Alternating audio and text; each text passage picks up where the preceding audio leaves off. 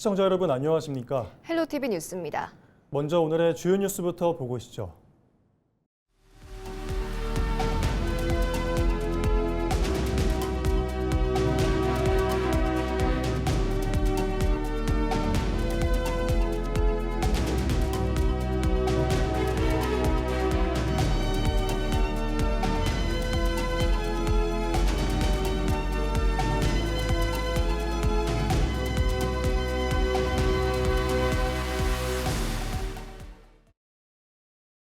안동 원도심에 있는 도립 안동의료원을 도청 신도시로 옮기는 방안이 검토되고 있습니다. 신축 이전 청사진까지 발표됐지만 기존 환자들의 의료 접근성과 원도심의 공공의료 공백을 어떻게 해소할지에 대해서는 구체적인 대책이 나오지 않고 있습니다.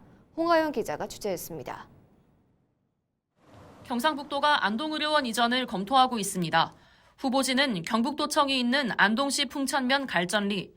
현재 안동의료원에서 이전 후보지까지 승용차로는 25분 정도 걸리지만 버스를 이용하면 1시간 가까이 걸립니다. 경북도는 시설 노후화와 초진 환자 감소, 저조한 진료 실적 등으로 안동의료원의 적자가 이어지고 있다고 설명합니다. 현재 부지에서는 리모델링만으로 시설을 개선하기에는 한계가 있다는 겁니다. 그렇다면 의료원이 신도시로 옮겨갈 경우 어떻게 달라질까? 경북도는 지난 6월 주민설명회에서 22개 진료과 246병상 규모의 신축안을 제시했습니다. 기존의 취약계층 지원과 지역사회 건강증진 사업은 유지하면서 장애인 건강주치의 사업 등 세부 사업을 추가해 공공의료 기능을 확대하겠다는 구상입니다. 지역 응급의료센터 기능도 강화합니다. 신도시의 인구 특성을 고려해 영유아 야간진료센터를 만들고 공공어린이 재활센터와 연계한 재활센터를 확대합니다. 병상 운영 방식도 달라집니다. 일반 병상은 줄이는 대신 집중치료실, 중환자실 기능은 강화합니다. 단 음압격리병상은 운영의 효율성을 높이기 위해 축소합니다. 문제는 의료원이 이전한 뒤입니다. 기존 의료원을 이용해온 환자들의 의료 접근성을 어떻게 보완할지 구체적인 대책이 나오지 않았습니다. 권백신 경북도 의원은 원도심의 공공의료 공백을 어떻게 메울지 대책이 보이지 않는다고 지적합니다. 만약에 이전만 해버리면 그러면 안동 시내에서 이런 기능들이 없어지면 안 되지 않습니까? 이걸 다른 병원이 받아가는 건지 아니면 어떻게 계속 이어가는 건지. 의료원이 떠난 뒤 기존 부지를 어떻게 활용할지도 쟁점입니다. 경북도는 주민설명회에서 보훈전시 기념공간, 복합문화공간, 실내체육관, 청년농업인과 창업인 등을 위한 공간으로 활용하는 방안을 제시했습니다. 하지만 어떤 시설을 언제 어떻게 조성할지 원도심에 미칠 구체적인 영향까지는 나오지 않았습니다. 요 기존 부지 활용 문제 그리고 그 기존 안동의 의료 공백 문제 부분에 대한 이 큰 숙제 두 개를 지금 이전 방안을 논의할 때 같이 고민을 해야 됩니다. 일단 이전해 놓고 나중에 한다. 그거는 있을 수 없는 일 같습니다. 안동시 의회도 의료원 이전 신축을 반대하는 촉구 건의안을 채택하고 경북도가 이전을 강행할 경우 주민 의견을 적극 전달하겠다는 입장입니다. 이전 논의는 점점 구체화되고 있지만 기존 환자의 접근성과 원도심의 공공의료 공백을 어떻게 해소할지는 여전히 과제로 남아 있습니다. 취재진은 지난 11일 경북도에 기존 환자에 대한 대책과 향후 이전 절차 등을 질의했지만 보도 시점까지 답변을 받지 못했습니다. 헬로티비 뉴스 홍하영입니다. 문경시가 민생경제 회복을 위해 전 시민에게 1인당 25만 원을 지급하기로 했습니다. 김학홍 문경시장은 취임 30일을 맞아 기자간담회를 열고 고유가 위기대응 지원금을 추석 명절 전에 지급하겠다고 밝혔습니다. 문경시는 지역 소비를 촉진하고 침체된 골목 상권과 소상공인을 돕기 위해 신속한 행정 절차에 나설 계획입니다. 또 민선국이 시정 방향을 시민과 함께 만들기 위해 주요 정책을 놓고 의견을 나누는 정책 링레이 시민 토론회도 추진합니다. 김 시장은 민생을 최우선에 두고 시민이 체감할 수 있는 정책과 성과를 만들어가겠다고 밝혔습니다. 경북을 찾는 외국인 관광객이 크게 늘면서 관광 소비도 증가한 것으로 나타났습니다. 경북문화관광공사가 발표한 올해 2분기 관광 동향을 보면 경북을 찾은 외국인은 약 205만 명으로 지난해 같은 기간 162만 명보다 26.4% 증가했습니다. 전체 관광 소비액도 약 1조 5,488억 원으로 16% 늘었습니다. 소셜데이터 분석 결과 관광 트렌드는 체험과 휴식 중심으로 힐링이 주요 관광템으로 나타났으며 캠핑장 관련 언급량은 지난해보다 700% 증가했습니다. 공사는 국제 행사와 교통망 확충, 관광 콘텐츠 확대 등이 외국인 유입을 이끈 것으로 분석했습니다. 우즈베키스탄 카슈카다리아주 경제사절단이 경주시청을 방문해 양지역의 교류 확대 방안을 논의했습니다. 사절단은 시청 방문에 앞서 월성 원자력본부와 경주시 공공하수처리장, 수질연구동을 찾아 원자력과 물산업 분야 현장을 살펴봤습니다. 경주시는 이번 방문을 계기로 양 지역의 산업 정보를 공유하고 새로운 협력 분야를 발굴하는 등 경제산업 분야의 협력을 더욱 확대할 계획입니다. 한편 경제사절단은 동궁과 월지도 방문해 신라 천년고도의 역사와 문화를 둘러봤습니다. 경주시와 동국대학교 YG 캠퍼스 지역정책연구소가 공공기관 2차 이전과 경주시 전력유치 방안 주제로 경주 지속발전 포럼을 열었습니다. 참석자들은 원자력과 에너지, 국가유산, 미래산업 등 경주만의 특화된 기능을 공공기관과 연계하는 차별화된 유치 전략이 필요하다는 데 뜻을 모았습니다. 신경주대 부지와 경주 역세권 등 후보지 활용, 이전기관 직원 가족의 정책을 위한 정주 여건 개선 방안도 제시됐습니다. 경주시는 포럼에서 나온 의견을 바탕으로 본원 이전과 기능 이전, 실증 거점 구축 등 기관별 특성에 맞는 유치 전략을 마련할 계획입니다. 또 경북도와 지역 정치권, 시의회, 대학, 경제계 등과 협력해 정부와 이전 대상 기관을 상대로 유치 활동을 펼칠 방침입니다. 경주시가 주요 현안 사업의 국도비 확보를 위해 여야 정치권과 공조에 나섰습니다. 경주시는 더불어민주당, 국민의힘과 각각 정책 간담회를 열고 국도비 확보 전략과 주요 현안 사업 지원 방안을 논의했습니다. 경주시가 마련한 국도비 건의 사업은 신규 23건과 계속 사업 55건 등 모두 78건으로 울산시계에서 경주 외동을 잇는 국도건설과 형산강 하천 정비, 광역 하계 정수장 증설 등이 포함됐습니다.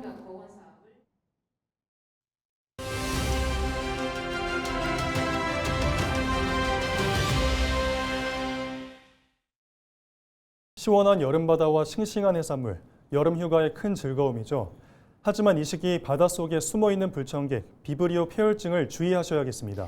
자칫 방심했다간 치명적일 수 있는 비브리오 폐혈증의 예방법을 을지대병원 정경화 감염내과 교수가 전해드립니다. 네, 비브리오 폐혈증은 바닷물의 온도가 18도 이상 상승하는 여름철에 바닷물에 살고 있는 비브리오 블리피쿠스라고 하는 균에 의해 감염되는 급성 감염 질환을 말합니다. 이 균에 감염된 어패류를 날것으로 섭취하거나 피부에 상처가 있을 때 바닷물에 들어가게 되면 감염이 될 수 있는데요. 진행 속도가 굉장히 빠르기 때문에 고위험군이나 치료가 적시에 시행되지 않을 경우 사망률이 30에서 50% 이를 정도로 매우 치명적입니다. 네, 건강한 사람의 경우에는 중증으로 진행하지 않는 경우가 많습니다. 하지만 심한 상처 감염이 있거나 여러 만성 질환을 가지고 있는 성인의 경우, 예를 들면 간염이나 간경화 같은 만성 간 질환 환자, 당뇨병 환자, 알코올 중독자, 그리고 면역 저하자 같은 경우에는 이 균에 오염된 어패류를 날것으로 섭취하거나 상처가 있을 때 바닷물에 들어갈 경우에 균이 빠르게 혈행으로 퍼지면서 폐혈증으로 진행할 수 있습니다. 따라서 이러한 고위험군은 어패류를 날것으로 섭취하지 않아야 하겠고 피부에 상처가 있을 때 바닷물에 들어가는 것을 삼가는 것이 좋겠습니다.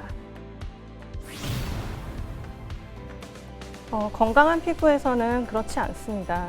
하지만 피부에 미세한 상처가 있거나 긁힌 상처 혹은 무좀이 있어서 피부가 갈라져 있는 경우에는 이러한 균열을 타고 균이 침투할 수 있습니다. 처음에는 상처가 붉게 되고 부종이 생기다가 수시간이 지나면 피부의 색이 검붉게 변하면서 큰 수포가 생기게 됩니다. 따라서 이런 상처가 있는 환자들은 바닷물에 들어가지 않는 것이 좋겠습니다. 네. 첫 번째로는 그 어패류는 충분히 가열해서 완전히 익혀 드시는 것이 좋겠고요.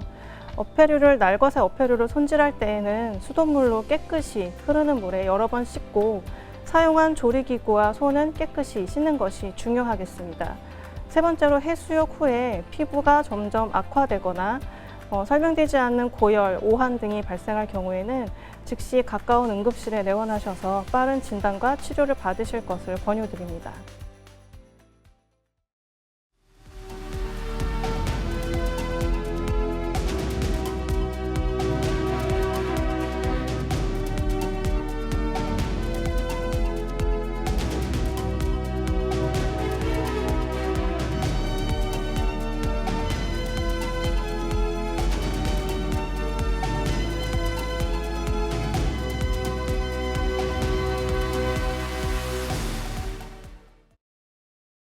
경남 김해의 대표 특산물인 진영 단감이 기록적인 폭염으로 몸살을 앓고 있습니다.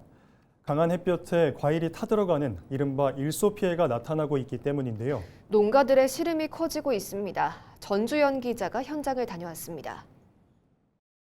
뜨거운 햇볕이 내려쬐는 김해 진영의 한 단감 과수원. 푸른 잎 사이로 주렁주렁 달린 단감 가운데 유독 색이 변한 열매들이 눈에 띕니다. 한쪽 면이 갈색으로 변하거나 쪼그러들었습니다. 강한 햇볕에 가실 표면이 데이면서 생기는 이른바 일소피해입니다. 작년에는 조금 피해가 있었는데 작년보다 올해가 한 30~40%는 더 있습니다. 지금 이때까지 농사 지으면서 이런 일은 처음이라서 막막합니다, 솔직히 말씀. 올여름 기록적인 폭염이 이어지면서 단감 농가들은 비상이 걸렸습니다. 농민들은 틈틈이 물을 공급하고 나무의 잎과 열매 상태를 살피며 피해를 줄이기 위해 안간힘을 쓰고 있습니다. 하지만 하루 종일 내려쬐는 강한 햇볕을 막는 데는 한계가 있습니다. 지금 보시는 것처럼 같은 나무에서 열리는 단감이라고 해도 햇볕에 직접 노출되는 열매는 이렇게 갈색으로 변했습니다. 문제는 폭염이 계속 이어질 경우 이 일소 피해는 더 심해질 수 있다는 점입니다. 농가들은 앞으로 폭염이 얼마나 더 이어질지 예측하기 어렵다는 점도 걱정입니다. 이미 발생한 피해뿐만 아니라 수확기까지 추가로 발생할 피해까지 고려하면 정확한 피해 조사와 함께 실질적인 지원 대책이 필요하다는 목소리도 나옵니다. 지금은 저희들로서는 제 피해를 좀 강구해가지고 조금 지원이 좀 있었으면 내년에 농사가 조금 시작이 되지 않겠나 이렇게 생각하고 있습니다. 이런 피해는 김해 전역의 단감 재배 농가에 확산되고 있습니다. 현재까지 확인된 진영 단감 일소 피해 면적만 311헥타르에 이릅니다. 피해가 이어지면서 올해 수확량은 지난해와 비교해 절반 가까이 감소할 것으로 우려되고 있습니다. 지자체는 폭염 속에서 가실에 충분한 수분이 공급될 수 있도록 관리하고 가실이 강한 햇볕에 직접 노출되지 않도록 나무의 잎 상태를 세심하게 살피는 것이 중요하다고 설명합니다. 단감 농가를 대상으로 농작물 재보험 가입을 독려해서 217농가 317헥타가 가입을 했습니다. 이러한 지원에도 불구하고 피해 면적이 큰 만큼 농업재해로 인정되어 국비 지원을 받을 수 있도록 할 계획입니다. 가을 수확을 앞두고 정성껏 키워온 진영 단감. 하지만 올해는 기록적인 폭염에 열매뿐만 아니라 농민들의 속도 타들어가고 있습니다. 헬로티비 뉴스 전주연입니다. 기습적인 폭우에 극한 폭염까지 예측하기 힘든 이상기후가 반복되고 있습니다. 그로 인한 농작물 피해도 잇따라 발생하고 있는데요. 농작물 피해를 줄이려면 어떻게 관리해야 하는지 알아봤습니다. 이미정 기자의 보도입니다. 시간당 100mm가 넘는 비가 쏟아졌던 충남 지역. 축구장 2만 3천 개 규모, 16,000헥타르에 달하는 농경지가 물에 잠겼습니다. 복구 작업이 채 끝나기도 전에 폭염이 들이닥치면서 침수된 작물이 썩고 병해충이 급증하는 등 2차 피해가 잇따랐습니다. 이 같은 피해를 조금이라도 줄이려면 시기별 대응이 무엇보다 중요합니다. 비가 오기 전에는 배수로 정비 등 선제 조치가 핵심입니다. 비 예보가 오면 배수로에 있는 퇴적물이나 쓰레기, 잡초 등을 먼저 제거해 주시고 그리고 배수를 깊게 설치하여 주시는 등 그런 선제적인 대응이 가장 중요하다고. 이미 농경지가 물에 잠겼다면 무엇보다 배수를 서둘러야 합니다. 벼의 경우 잎끝이라도 물 밖으로 나와 호흡할 수 있도록 물을 빼내야 피해를 막을 수 있습니다. 비가 잦아들면 이제 작물에 묻은 흙과 앙금을 재빨리 세척을 해주시고 세척해줘서 강압성이 정상적으로 이루어지게 해주시고요. 그리고 빗물에 유실된 흙은 빗물에 흙이 유실됐으면 작물에 이제 뿌리를 최대한 복토를 해주셔서 노출된 뿌리를 덮어주시고 비가 그친 뒤 찾아오는 병해충도 주의해야 합니다. 고온다습한 환경에서는 흰잎 마름병 등이 급증하고 벼멸구 피해가 발생할 수 있습니다. 병해충은 농작물 생산성에 치명적인 만큼 적기 방제가 중요합니다. 과습에 노출이 되면 논에서는 도열병이나 흰잎 마름병 같은 발생량이 급증을 하고 홍명나막이라든지 벼멸구 등의 비대충이 오기 때문에 예찰을 강화해 주시고 전문가들은 비가 그친 직후 즉시 방제할 수 있도록 필요한 약재를 미리 확보해둘 것을 당부했습니다. 헬로티비 뉴스 이미정입니다. 경상북도가 다음 달 1일부터 도청에 전세 피해 및 예방지원센터를 운영합니다. 센터는 전세 사기 피해 상담과 접수, 피해 사실 확인 업무를 지원하고 법무사와 공인중개사, 주택도시 보증공사 등과 연계해 법률 상담과 경매 공매 절차, 금융주거 지원을 원스톱으로 안내합니다. 또 청년과 신혼부부 등 전세 사기에 취약한 계층을 대상으로 등기부등본 확인과 안전한 계약 요령 등을 안내하는 예방 상담도 제공합니다. 경상북도 교육청 연구원이 제66회 경상북도 교육자료전을 개최했습니다. 이번 교육자료전에는 1차 심사와 실물 면접을 통과한 우수 교육자료 23편이 전시됐습니다. 출품작들은 학교 현장에서 활용할 수 있는 다양한 교수 학습 자료와 교육 프로그램, 교규 등을 담아 창의성과 교육적 활용성을 높였다는 평가를 받았습니다. 연구원은 앞으로도 우수 교육 자료를 학교 현장으로 지속적으로 확산하고 교사의 교육자료 개발과 연구 활동을 적극 지원할 계획입니다. 청송군이 농어촌 기본소득 시범사업 대상자에게 청송사랑 카드를 발급하고 이달 말 첫 지급에 들어갑니다. 청송군은 지난 11일부터 카드 발급을 시작했으며 대상자에게 매달 1인당 20만 원을 지급합니다. 기존 거주자는 7월분을 소급해 이달 말 40만 원을 받고 이후 매달 20만 원씩 지급받게 됩니다. 신규 거주자는 90일간의 실거주 여부 확인을 거쳐 지급 대상자로 확정되면 해당 기간의 지원금을 소급해 지급받습니다. 지급 대상자는 관내 농축협에서 청송사랑 카드를 발급받아야 하며 스마트폰 이용이 어려운 주민 등은 읍면사무소에서 선불카드로 지급받을 수 있습니다. 영주 지역 향토기업인 주식회사 대영이 폭염 취약계층을 위해 1,000만 원 상당의 선풍기 125대를 기탁했습니다. 기탁된 선풍기는 저소득층과 홀몸 어르신, 장애인 가구 등 폭염에 취약한 이웃들에게 전달될 예정입니다. 한편 영주시는 무더위 쉼터 운영을 비롯해 폭염 취약계층 안부 확인, 폭염 예방수칙 홍보 등 시민의 건강과 안전을 지키기 위한 폭염 대응 대책을 추진하고 있습니다. 행정안전부가 주관하는 2026년 지방공기업 경영평가 기초하수도 분야에서 안동시가 상위 등급인 나등급을 받았습니다. 경북에서는 평가 대상 13개 시군 가운데 안동시 등 4곳이 나등급을 받았으며 안동시는 2022년과 2024년에 이어 3회 연속 우수 등급을 기록했습니다. 안동시는 또 경영혁신과 조직 인적자원 관리, 하수 처리와 수질 관리 분야에서 높은 평가를 받았습니다.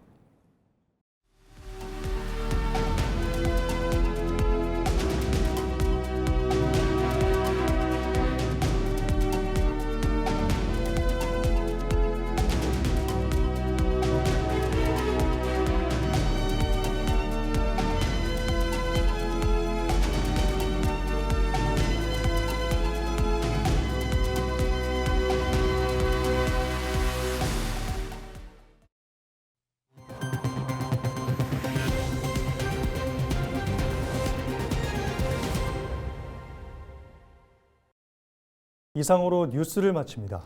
시청해주신 여러분 고맙습니다.